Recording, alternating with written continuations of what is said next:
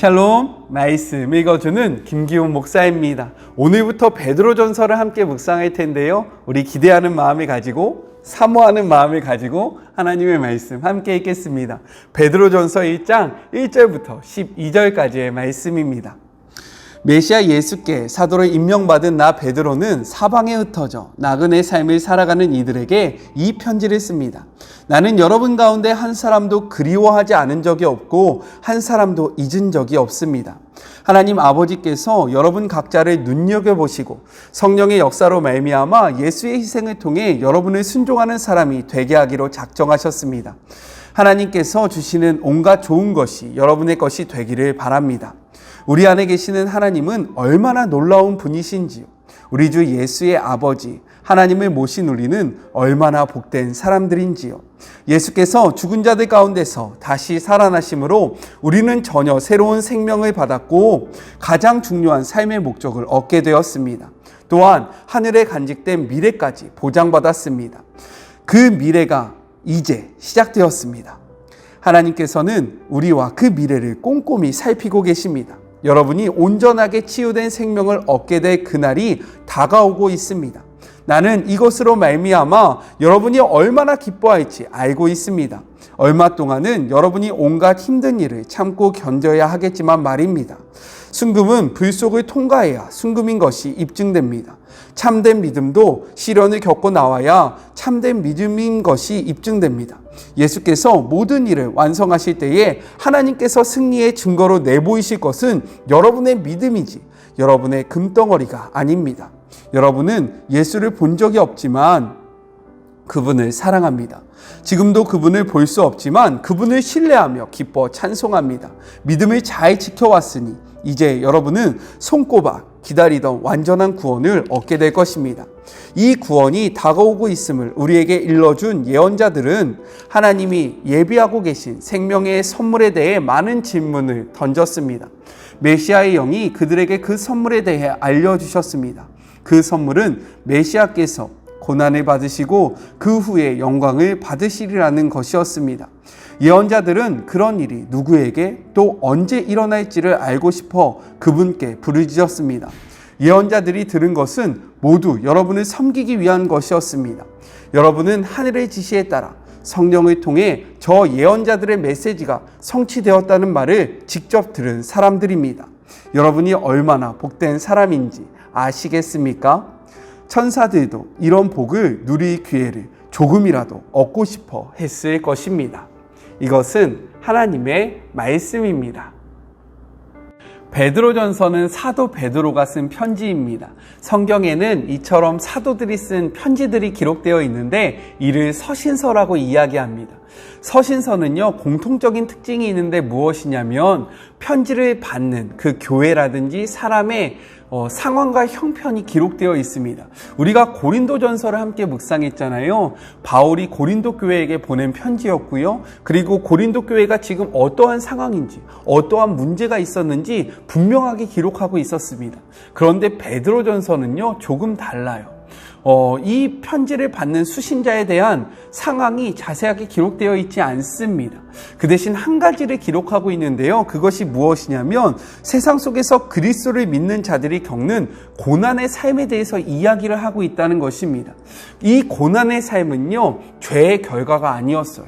오히려 하나님의 믿음으로 오는 그러한 고난이었고요. 그리고 하나님을 믿기 때문에 겪어야 하는 삶의 모습이었습니다. 여러분 혹시 이런 이야기 들어보셨습니까? 우리가 전도를 하거나요, 혹은 전도를 당할 때, 당한다라는 표현이 좀 그렇지만 이러한 이야기를 종종 듣게 됩니다. 예수님을 믿으면 성공합니다. 예수님을 믿어야 삶이 잘 됩니다 라는 이야기를 듣죠. 그런데 베드로는요, 이 베드로전서를 통해서요, 그러한 말들과 정반대적인 이야기를 하고 있다라는 거예요. 그렇다면 베드로는 왜 이러한 이야기를 하고 있고 베드로가 이야기하는 이 삶의 모습은 어떠한지 베드로전서를 묵상하면서 우리가 같이 생각해 보았으면 좋겠습니다. 이것이 베드로전서의 그런 개간이라고 이야기하면요, 지금부터는 오늘 본문에 대해서 한번 살펴보고자 하는데, 오늘 본문은 내용상 크게 두 부분으로 나눌 수 있습니다. 먼저 1절부터 2절까지는 편지의 도입 부분인데요. 이 부분을 통해서 사도 베드로는요, 그 편지를 받는 사람들이 누구인지 정체성에 대해서 이야기를 하고 있다는 거예요. 이 정체성을 두 가지로 이야기합니다. 먼저 첫 번째는 무엇이냐면 흩어진 나그네라고 이야기하고 있어요. 편지를 받는 너희들은 누구냐면 흩어진 나그네들이다 라고 이야기하고 있는 거죠. 여기에서 흩어진이라는 이 단어는요, 우리가 너무나도 잘 알고 있는 디아스포라라는 단어입니다. 디아스포라는요, 분산되다, 흩어지다 라는 의미로 쓰여 있는데요. 구약 성경에서 디아스포라는 어떠한 의미로 사용됐냐면, 이방 국가에 분산되어 살아가던 이스라엘 백성들을 지칭하는 용어로 쓰였어요. 그리고 신약 성경에서는요, 예루살렘에 큰 핍박이 일어나자 그리스도인들이 유대와 사마리아 모든 땅으로 흩어졌고요. 그 흩어진 자들이 베네게와 그리고 그브로와 안디옥까지 이르러서 복음을 전파했습니다. 이러한 사람들을 디아스포라라고 이야기했다라는 거예요.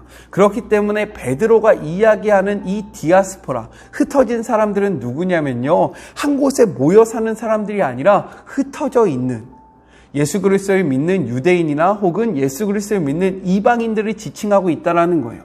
여기까지 이해되셨죠? 그리고요, 나그네라고 지칭합니다. 나그네는 무엇일까요? 거류하는 자를 뜻하는데요. 왜 베드로는 우리들을 향해서, 예수님을 믿는 자들을 향해서 나그네라고 이야기했을까요? 그것은 바로 그리스도인들은요, 이 세상이 아닌 장차 나타날 영원한 도성, 즉 하나님의 나라를 꿈꾸면서요, 그 나라를 바라보고 그 나라의 시민으로서 이 땅에서 살아가는 자들이기 때문에 그렇게 이야기하는 것입니다. 이러한 같은 맥락에서요, 바울은요, 빌립보서 3장 20절에 이렇게 이야기하고 있습니다. 그러나 우리의 시민권은 하늘에 있는지라 거기로부터 구원하는 자 곧 주 예수 그리스도를 기다리노니 라고 이야기하고 있어요. 성경은 끊임없이 믿는 자들을 무엇이라고 이야기하냐면요, 나그네라고 이야기하고 있습니다. 이렇듯 베드로도요, 마찬가지로 예수님을 믿는 자들을 흩어진 나그네, 너희들의 정체성은 흩어진 나그네다, 이 세상을 우리의 삶의 메인으로 삼고 살아가는 자들이 아니라 우리의 시민권은 하늘에 있는데 잠시 이 땅에서 살아가고 있는 자들이다 라고 이야기하고 있다는 거예요. 두 번째는요, 택하심을 받은 자들입니다. 택하심을 받은 자라는 단어도 여러분이 알고 있을 텐데요. 이것이 무엇이냐면 에클레시아라고 이야기합니다. 이 에클레시아는 무엇이냐면 부르심을 받은 자들, 택함을 받은 자들, 이 세상에서 구별된 자들을 에클레시아라고 이야기한다라는 거예요. 베드로는 이야기하고 있는 겁니다. 믿는 너희들은 세상 속에서 그냥 그들과 함께 살아가는 자들이 아니라 이 세상 속에서 하나님의 자녀로 부르심을 받은 자들이다. 이 세상 속에서 살아가지만 이 세상 사람들과 구별된 삶을 살아야 하는 자들이다 라고 이야기하면서 우리들의 정체성을 이야기했다라는 거예요. 첫 번째 무엇이요? 흩어진 나그네. 두 번째 무엇입니까? 택하심을 받은 자들, 구별된 자들, 구원함을 얻은 자들이다 라고 이야기를 하고 있는 거예요. 두 번째 단락은 어디냐면요, 3절부터 12절입니다. 그런데 이 3절부터 12절은요, 또 작은 세 부분으로 나눠서 생각해 볼 수 있어요. 먼저는 3절부터 5절인데요. 베드로는요, 이 부분을 통해서 먼저는 하나님을 찬양하고요, 그 다음에 하나님의 구속에 대해서 짤막하게 이야기합니다. 메시지 성경을 통해서 그 내용을 살펴볼까요? 예수께서 죽은 자들 가운데서 다시 살아나셨다. 그리고요, 그렇기 때문에 우리는 전혀 새로운 생명을 받았다. 또한 가장 중요한 삶의 목적이 생겼다. 그것은 미래에 대한 보장이다. 그리고 그 미래는 시작되었다. 우리에게 완전하게 치유된 생명을 얻게 될 그날이 다가오고 있다라고 이야기를 하면서요, 하나님을 찬양하고 있어요. 그리고요, 6절부터 9절은요, 수신자들의 상황에 대해서 이야기를 합니다. 아주 짤막해요. 무엇이냐면 지금 너희들에게 고난이 있다라는 겁니다. 그런데 이 고난 가운데 있는 자들의 모습이요, 달라요. 어떻게 다르냐면 이들은 먼저 기뻐하고 있고요. 그리고 그들 안에 사랑이 있고요. 하나님을 신뢰하고 있고요. 그러한 신뢰를 가지고 기뻐서 찬양하고 있다는 것입니다. 왜요? 그들은 이 세상 속에서 구별받은 자들, 구원함을 받은 자들이기 때문에 이들은 그러한 어려운 상황 속에서도 이러한 삶의 모습을 보여주고 있다는 거예요. 그렇다면 이러한 고난은 어떠한 역할을 할까요? 마치 순금이 불 속을 지나야 진짜 순금으로 인정받는 것처럼 너희들의 믿음이 이러한 고난을 겪어야지만, 이러한 고난을 지나야지만 진짜 믿음으로 증명된다라고 이야기하고 있는 거예요. 이해가 되십니까? 여기까지 이해가 되세요? 그러면서 9절에요. 구원, 너희들은 구원을 받은 자들이다 라고 이야기하면서요, 10절부터 12절까지는 그 구원의 내용이 무엇인지에 대해서 이야기하고 있는데요. 그 내용은 이렇습니다. 이 구원은 옛날 예언자들이 계속해서 이야기했던 것이다. 그냥 갑자기 나타난 것이 아니라요, 옛날 예언자들이 계속해서 증명하던 것이래요.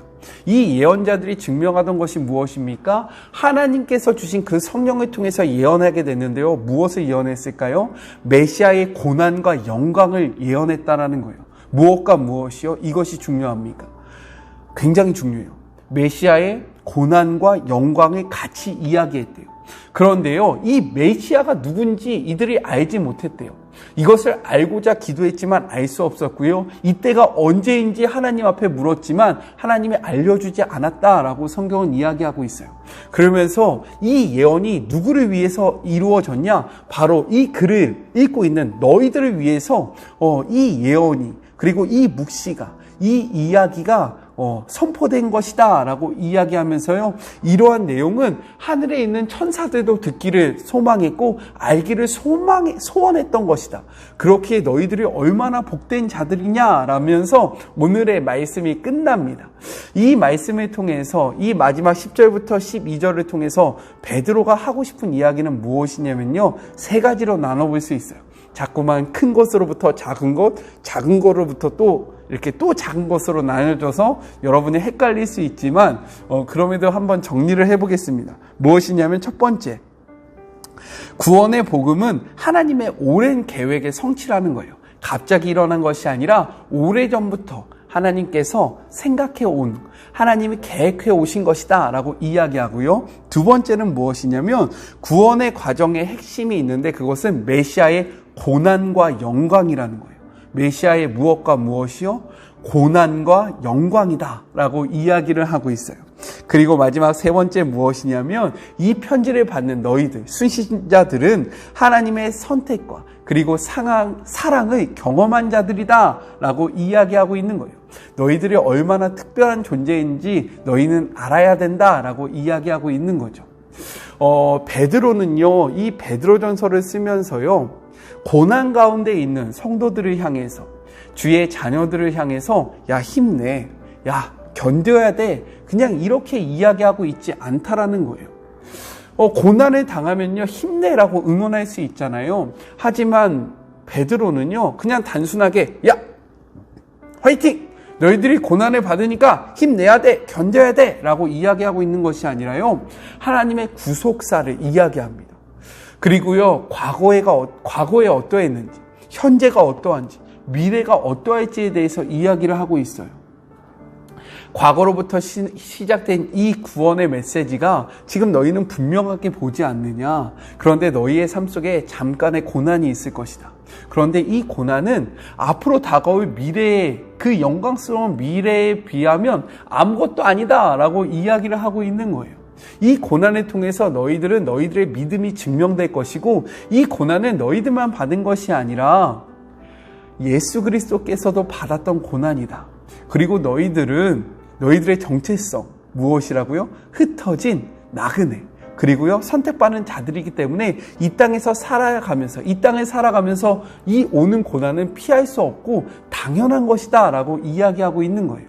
즉, 이 고난을 피하는 것이 너희들에게 중요한 것이 아니라 그리스도인으로서 이 고난을 어떻게 받아들일지, 그리고 이 고난을 통해서 너희가 무엇을 얻을지 생각하는 것이 더 중요하다라고 베드로는 이야기하고 있는 것입니다.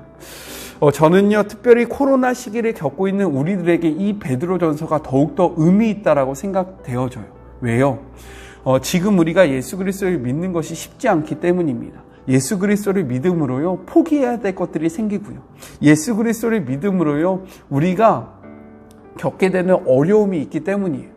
그렇기 때문에 더욱더 기대하는 마음을 가지고 우리가 이 베드로전서를 묵상함으로 우리의 삶의 모습을 바르게 하시는 그런 복된 시간이 되셨으면 좋겠습니다. 우리 같이 기도할까요? 하나님 아버지 감사합니다. 베드로전서를 우리가 같이 묵상하기 시작했습니다.